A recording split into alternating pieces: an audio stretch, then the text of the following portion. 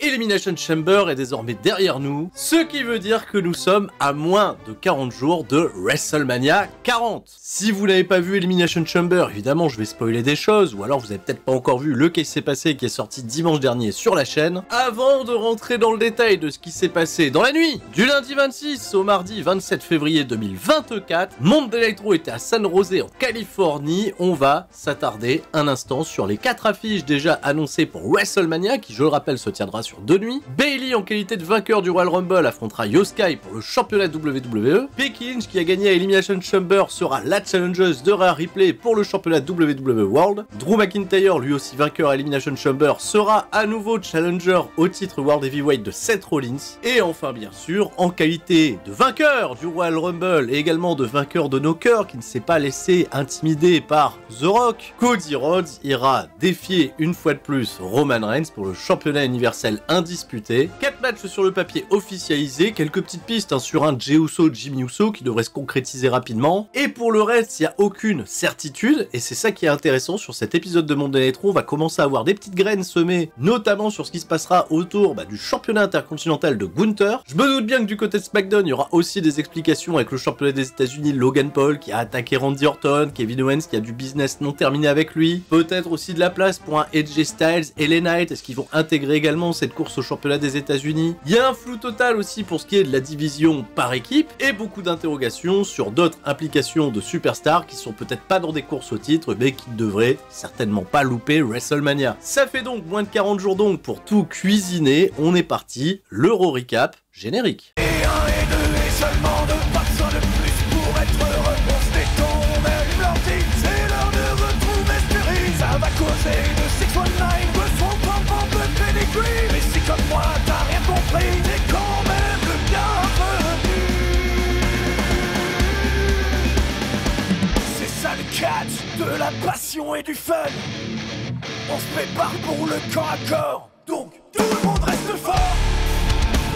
Après un traditionnel clip récapitulatif de ce qui s'est passé en Australie pour Elimination Chamber, Dominic Mysterio est sur le ring, il essaye, comme il peut, d'introduire Rhea Ripley, la toujours championne, toujours autant de mal à se faire respecter ce bon vieux dom-dom. Rhea Ripley, elle prend le micro, elle se définit comme la plus grande championne de tous les temps, déjà, allez c'est parti. Elle reçoit ceci dit une grosse réaction de Babyface et elle dit que Nia Jax était sa plus grande menace, mais que malgré ça, Mami reste au-dessus, Mami is on top. À ce moment-là, vous en doutez, c'est la passe décisive pour que Becky Lynch fasse son apparition. Bel accueil pour Becky Lynch qui va féliciter Rhea Ripley pour sa victoire puisqu'elle a battu une Nia Jax que elle-même n'a pas su battre il y a quelques semaines. On se doutait déjà que dans la construction de ce WrestleMania il y aurait probablement un Nia Jax Becky Lynch en attente, une revanche. Mais tout de suite Becky elle part sur le trash talk, ta famille t'a vu gagner en Australie, elle aura pas besoin de prendre l'avion pour te voir perdre à WrestleMania. Alors Dominic Mysterio il veut couper la parole de Becky Lynch mais il s'envoie pète sur les roses bien sûr. Becky Lynch elle précise que si Rhea Ripley elle est au sommet de WWE, elle est la colonne vertébrale, le cœur, l'âme de WWE et ce depuis des années. Elle a été Grand Slam championne, elle a écrit un bouquin, elle est capable de tout faire, même battre Rhea Ripley. Bah oui, Becky Lynch c'est The Man après tout, et Rhea Ripley elle répond à ça que derrière chaque grand homme se cache une grande femme.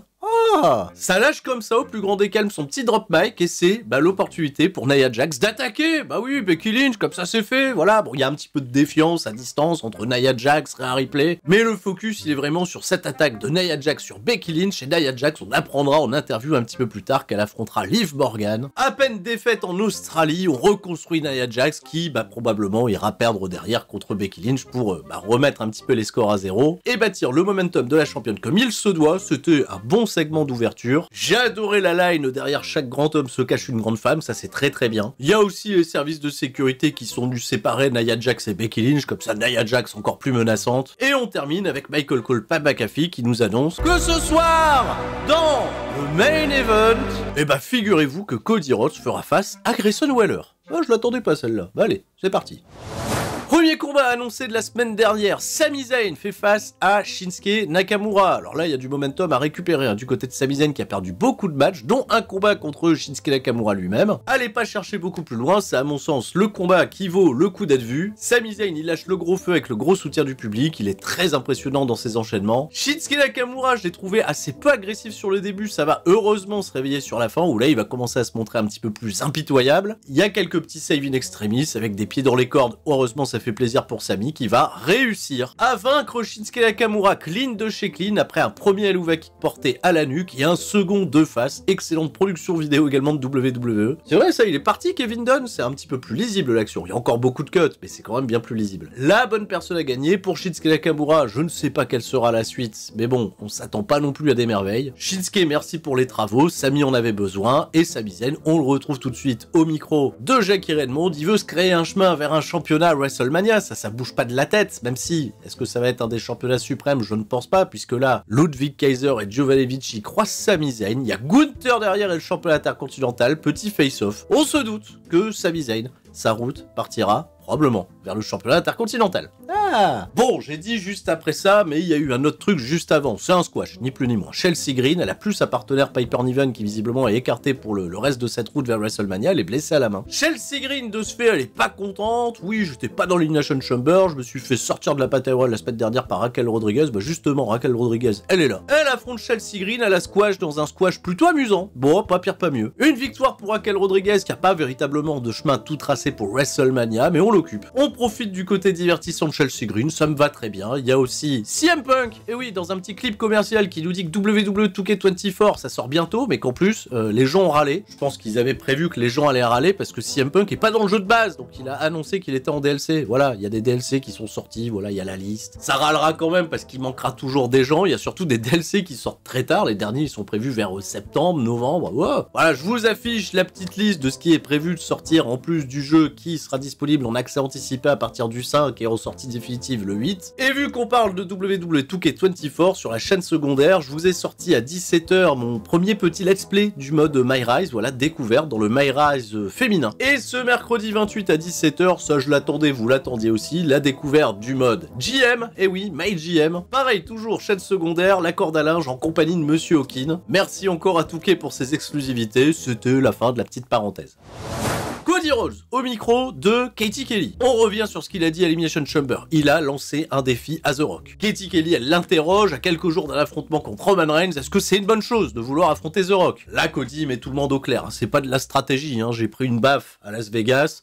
C'est juste une réponse à ça, c'est de l'orgueil. Il sait que The Rock sera présent vendredi soir à SmackDown, il attend de pied ferme sa réponse. Et pour ce qui est de son adversaire Grayson Waller de ce soir, il nous dit qu'il l'aime bien. Il aime bien Grayson Waller, il a fait, bah écoute, j'étais dans son talk show, j'ai annoncé une exclusivité, je vais affronter The Rock. J'avais également profité d'un Grayson Waller effect pour annoncer que Jey Uso y rejoignait Monday Night Raw. Alors je vois pas pourquoi il aurait quelque chose contre moi, Grayson Waller, il devrait bien m'aimer, moi aussi. Bon, bah on le découvrira ce soir dans le main event, je pense que Grayson Waller, il en a rien à foutre. Et on passe à autre chose qui n'a rien à voir, la route vers le championnat intercontinental, ça y est, c'est lancé. Gunther, accompagné de Ludwig Kaiser et de Giovanni Vinci, font leur arrivée au ring. Gunther, il prend le micro, à l'aise au micro plutôt Gunther, hein, ça va. Hein. Il fait un petit état des lieux, voilà, bon bah, l'état des lieux il est simple, hein, personne peut le battre, voilà, ça vous l'aurez compris. Mais c'est pas parce que personne peut me battre que je vais pas avoir un match à WrestleMania, alors là je vois un petit peu tout passer, hein, il cite les noms, hein, il fait que Sami Zayn, voilà, bon, un petit peu de réaction de la part du public, bien sûr. Chad Gable aussi, je vois Chad Gable, haha, il y a quoi, il y a R-Truth aussi, vous voulez voir affronter R-Truth, c'est ça, et là il y a une immense pop de la part du public. Waouh, le R-Truth Gunther, on l'avait pas vu venir, hein, mais non, mais les gens sont chauds. Avant ça, il a dit The Miz, là les gens étaient un peu moins chauds, et là on s'attend à qui va venir défier Gunther, et bah c'est le Judgment Day qui se... Bah merde, on les avait pas attendus ceux-là, le Judgment Day. Clac, Dada, Dodo, Fifi, JD, ils sont tous là, c'est Dada hein, qui prend la parole. Dada, il est là, hein, Senior Money in the Bank, encore une fois, positionné en leader. Mon cher Gunther, t'as vu qu'à Elimination Chamber, le Judgment Day, il est encore dominé, on a tout gagné. On va pas s'arrêter là pour WrestleMania, on a des projets pour décorer les autres membres, et là, bah, ça amuse Gunther, parce qu'il comprend bien que il reste qui, le petit JD, là, avec sa grosse tête. Oh non, Gunther, pas sympa, Gunther, souviens-toi, il y a 5 ans, chez OTT, vous avez fait des 5 stars, les mecs, c'était trop bien. En effet, ça prendrait pas la même hype du côté de WWE, mais non, en fait, c'est Dominic Mysterio qui vient se positionner comme ça devant Gunther, bah, qui s'amuse. Il est hilar, Gunther, il se retient, même les gens se marrent. Ah non, mais Dodo contre Gunther, ce serait quoi ce massacre? Quelque part, ça serait peut-être un peu amusant. Donc Gunther, il est pas impressionné, il repousse Dominic Mysterio, la Damien Priest, il veut se chauffer, il veut aller taper Gunther, tout le monde se retient, voilà, il y aura pas de bagarre, les deux clans se séparent là. Mais attention, à la fin de ce segment, quand on voit les noms cités par Gunther, Chad Gable qui a pris du momentum la semaine dernière, Sami Zayn qui vient de reprendre du momentum, on est peut-être parti pour revivre un beau multi-man match. Et je sais que c'est réclamé à WrestleMania de faire ces fameux multi-man match pour le championnat intercontinental Intercontinental, pourquoi pas dans un match de l'échelle, voilà, c'était des bons souvenirs. L'occasion de mettre plus de monde sur la carte, en tout cas, ça cuisine plutôt pas mal. Il y a Chad Gable justement qui a été trouvé Adam Pearce backstage et qui lui a dit je veux faire payer à Gunther, s'il cherche un challenger, je suis là, j'étais à 2 doigts de le battre, il a fait pleurer ma fille, je veux une revanche. Voilà, tout se prépare, Gunther, attention, gros défi à venir pour WrestleMania. Ouh. Kaiser et Vinci, eux, ils vont rester au ring parce que dans un instant, ils ont un Street Fight match contre le New Day. Mais avant ça, on va partir backstage. Là, il y a le Judgment Day qui revient, il croise Mamie. Mamie, elle est inquiète, elle fait, tu quoi? Comment ça, Dodo, tu vas aller affronter Gunther? Mais ça va pas. Dodo, il lui dit, t'inquiète, je sais ce que je fais. Dodo, il dit au mec, c'est bon, là, j'ai un truc à faire. Il va croiser qui? Andrade. Et Andrade, il fait comment ça va Dodo, la famille, tout ça, ok, bah ouais, Rey Mysterio, le Mexique. Andrade, il dit, je reste pas, je dois aller parler à Adam Pearce de mon futur adversaire, ok, bonne chance, il lui dit Dodo, qu'est-ce qui se passe? On découvrira, peut-être qu'il vient aussi se positionner pour un multi-man match, championnat intercontinental, on verra bien. Imperium contre le New Day, c'est un street fight, ça va commencer à se battre à l'extérieur du ring, ça va sortir des coups de trombone par moment, ça s'est battu dans le public, c'est revenu vers le ring. Une grosse descente du coude de la part de Xavier Woods à travers la table vers l'extérieur sur Giovanni Vinci, on a remis Kaiser dans le ring, ils ont porté le finish en équipe, ils voulaient faire le petit hommage à Biggie avec le big ending combiné avec le DDT, ça a été contré, des attaques dans tous les sens, et finalement, Imperium remporte une grosse bataille en 18 minutes. Pour l'instant, il n'y a rien véritablement palpable sur la route des championnats par équipe d'ici WrestleMania, mais là, Imperium, il vient de marquer un gros point, vu qu'il y a une confrontation de Judgment Day Imperium tout à l'heure, là aussi, on peut peut-être s'attendre à un multi-man match autour de ces championnats par équipe pour WrestleMania. Bah ouais, comme ça on met tout le monde sur la carte, les gens sont contents. Et l'autre division par équipe, bah c'est la division féminine. Indy Hartwell, Candice LeRae s'était retrouvée challengers un peu par défaut pour faire plaisir à Indy Hartwell devant son public, elles ont perdu. Bah ça a pas plu à Shayna Baszler et Zoe Stark qui se sont dit comment ça, elles ont un title shot et nous on en a pas, les Kabuki Warriors, là bon tout de suite, hop. Zoe Stark et Baszler, elles ont rien respecté du tout, moins de 3 minutes, Baszler elle fait tap out Indy Hartwell, comme ça positionner les Kabuki Warriors, attention, Stark et Baszler arrivent. Et enfin R-Truth, dont Gunther a parlé tout à l'heure, R-Truth il est dans le vestiaire du Judgment Day, mais qu'est-ce qui se passe? Il a les clés, il fait ce qu'il veut, il est là avec ses t-shirts et il est rejoint par le Miz, par DIY, et oui les bricoleurs ils peuvent peut-être crocheter la serrure et venir dans les vestiaires, et là les mecs ils font il faut qu'on se venge du Judgment Day, on a perdu la dernière fois dans le 4 contre 4, R-Truth il fait trop bien, ça c'est un plan avec la régénération X, non c'était la dégénération X, mais c'est le renouveau, c'est pas grave, on fait des blagues, donc les mecs se motivent pour on sait pas grand chose puisqu'on les reverra pas derrière, mais ils veulent quand même la télé du Judgment Day. Ils avaient une petite télé, la tube cathodique, 33 cm, voilà, ça c'est Michel Beaujolais à tous les coups qui leur a refourgué. Hop, c'est gaulé, le Judgment Day on les reverra pas, ils pourront même pas se plaindre qu'on leur a volé du matos. Bon, on rentre dans le gros sérieux là, voilà, c'était la mid-card, c'était la détente, maintenant c'est Drew McIntyre qui vient parler aux gens. Drew McIntyre, il tape dans les mains quand il a... Bah ouais, Drew McIntyre, il est pas méchant, il est juste déterminé à aller reprendre le championnat World Heavyweight, à enfin soulever un trophée devant des personnes, voilà, et pas devant personne, tout court. Donc avant de parler à Seth Rollins, il a quelques petits trucs à dire. Les médecins, ils l'ont consulté après Elimination Chamber, ils lui ont dit ouais, t'es blessé, peut-être que WrestleMania, ça va pas le faire, mais lui il a dit je suis pas CM Punk, moi je suis pas fragile, moi je... Hein? Voilà, grosse cartouche pour CM Punk d'entrée, derrière le mec, il va s'asseoir en tailleur.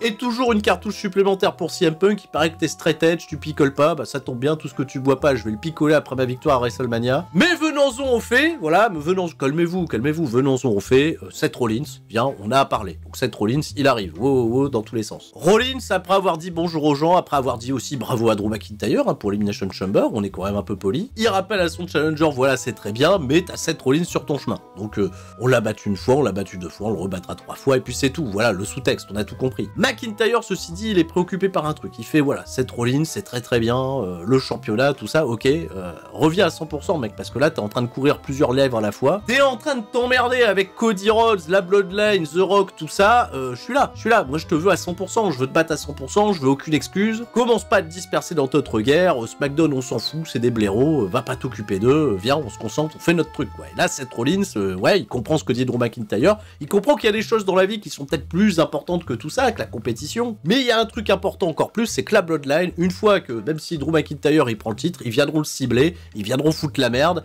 et là, lui, il en a marre de la Bloodline, ça fait plus de 3 ans et demi qu'ils foutent la merde, qu'ils interviennent dans les combats, ça rend Seth Rollins totalement fou, c'est vrai, il a découvert le catch quand, il y a 2 semaines, Seth Rollins, il y a toujours des gens qui font des interventions depuis des années, bon bah, voilà, Seth Rollins, la justice. Donc Seth Rollins s'est dit voilà, je vais aller m'occuper de la Bloodline, même si je suis pas à 100% derrière, je pense que c'est un risque qui vaut le coup d'être pris. Drew McIntyre répond pas à ça, il fait bon tant pis c'est son problème, hein, mais bon ça me fait chier quand même, Seth Rollins il se barre, voilà, on en reste là. Seth Rollins il est déter, il veut courir tous les lièvres à la fois. Alors ce que j'ai bien aimé c'est que c'est pas une promo qui nous prend pour des cons. Il y a cette relation entre Seth Rollins et Drew McIntyre, c'est à la fois dans le respect mais c'est des gros rivaux, et cette distinction qui se fait entre d'un côté, bah oui, le cinéma Bloodline et de l'autre côté la compétition. Je pense que ça se prépare tranquillement, il y a probablement Drew McIntyre qui aura un rôle important à jouer, même s'il y a confrontation Seth Rollins Bloodline avec Cody, tout ça, il aura je pense sa petite épingle à tirer du jeu. Pas de suranalyse pour l'instant, mais je pense qu'on nous a semé quelques petites graines qui prendront beaucoup de sens dans les semaines à venir. On enchaîne toujours avec du catch, Nia Jax contre Liv Morgan, ça va durer un peu de moins de 9 minutes. Liv Morgan, bah ils lui ont donné quand même des offenses sur Nia Jax qui fait des efforts pour vendre un peu. Bah ouais, bah elle vend déjà plus qu'Omos à l'époque. J'en avais pas parlé à Elimination Chamber, mais il y a le fameux spot où Nia Jax elle fait une descente de la cuisse sur l'apron et puis elle a mal à son... Voilà.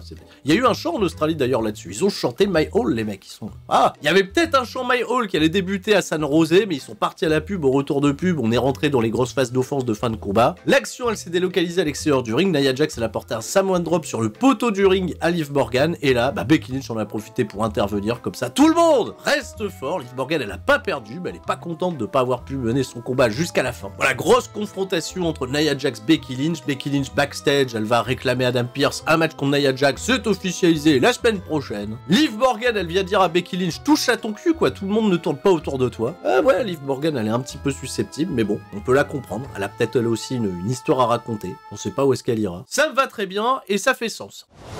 Quelques petites interviews encore avant de passer au main event. Déjà, Grayson Waller, qu'on va retrouver dans le main event. Il est au micro de Katie Kelly, il y a Austin Theory avec lui, alors en fait il répond à Cody Rhodes. Non, il l'aime pas du tout. Je l'aime pas du tout Cody Rhodes, il a attaqué mon copain Austin Theory, bah t'as rien fait pour le défendre non plus. Et c'est un peu secondaire parce qu'en arrière-plan, ils aiment bien faire ça à WWE, ça c'est un petit peu la patte Triple H, on voit Paul Heyman passer discrètement dans les couloirs. Ah tiens, Paul Heyman, qu'est-ce qu'il vient foutre là? Il prend pas part à ce segment, je vous rassure, derrière on va retrouver Jey Uso, bah ouais, il y a Jey Uso, hit, no hit, c'est très hit, à chaque fois qu'il dit une phrase, c'est hit. Donc Jackie Redmond, elle le relance, t'es passé pas loin de prendre le championnat intercontinental, il y a eu une intervention de ton frère, et là, Jey Uso, bah oui, hit, il est en train de faire le point, à chaque fois que je suis pas loin de remporter quelque chose, bah je suis vraiment pas loin, il y a toujours quelque chose qui se passe, et là, il y a Drew McIntyre qui se pointe. Attention, je viens là en ami, mon cher Jey Uso, je viens pas du tout pour la provoque, tout ça, calme-toi, mets-toi pas sur la défensive, je voulais juste te dire que par rapport à tout ce que t'as raconté, c'est mérité.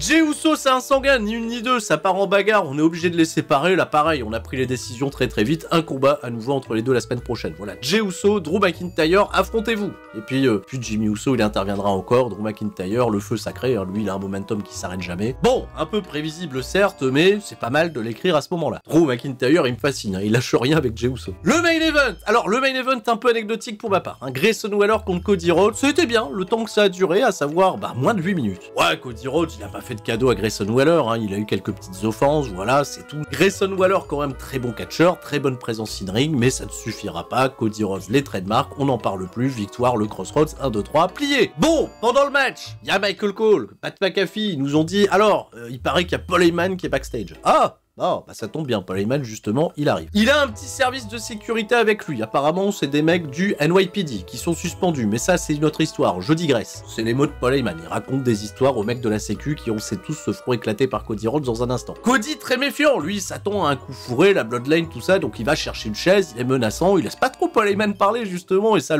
déstabilise un petit peu le porte-parole de la Bloodline. Maintenant, Paul Heyman, ça l'intimidation, hein, c'est Cody Rhodes, tu nous as pris le main event de WrestleMania, maintenant, retire ton challenge, laisse The Rock et Roman Reigns s'affronter, sinon, justement, Cody Rhodes, il lui dit, sinon quoi, hein, qu'est-ce que tu vas faire, tu viens me chercher, tout ça, viens, allez, vas-y, je t'invite à venir, en fait, non, je t'invite pas, tu rentres pas dans ce ring. Là, il y a le service de sécu qui commence à l'encercler, Paul Heyman, il continue de parler comme un avocat, à dire, oui, Cody Rhodes, attention, pas de violence, on est là pour discuter, non, tu montes pas dans mon ring, et eux, là, ils se rapprochent un petit peu trop, s'ils refont un pas, trop tard, ils ont fait un pas, et hop, Cody Rhodes, il leur casse la gueule, voilà. Cody Rhodes, il est plus au temps des discussions, il sait ce qu'il veut, il a saigné pour aller chercher son championnat universel et battre Roman Reigns, terminer son histoire, donc c'est pas les politiques, c'est pas The Rock, c'est pas quoi que ce soit, et c'est certainement pas Paul Heyman qui va lui faire peur. Il va conclure ainsi, c'est pas la Bloodline qui chasse Cody Rhodes, mais c'est Cody Rhodes qui part en chasse de la Bloodline. Pouh, voilà, portez ces burnes là, et Paul Heyman, pends-toi. Ah oui, la tête de Paul Heyman qui va sortir 2 téléphones, un pour appeler Roman Reigns, un pour appeler The Rock, ça balance des vocaux dans tous les sens. Le mec peut tout faire avec un téléphone, mais en fait non, il a un téléphone avec un numéro renseigné dans chaque téléphone. Qu'est-ce que c'est que c'est vraiment un gars de New York, quoi. Putain, le poseur, quoi, le frimeur. À tous les coups, il doit avoir un 3e téléphone pour ses tweets à la con. Plutôt gerbant même. En revanche, Mansour change rien, t'es le roi. Et puis ça s'est arrêté là. Voilà, fin du show. Cody Rhodes très fort. Les graines sont semées. On a un bel épisode de SmackDown qui nous attend. Merci à tous, c'était Sturi. Je m'arrêterai là, encore une fois. Tout le monde reste fort. Et oui, c'est pas mal. Je vous dis à la prochaine. Ciao, bye bye.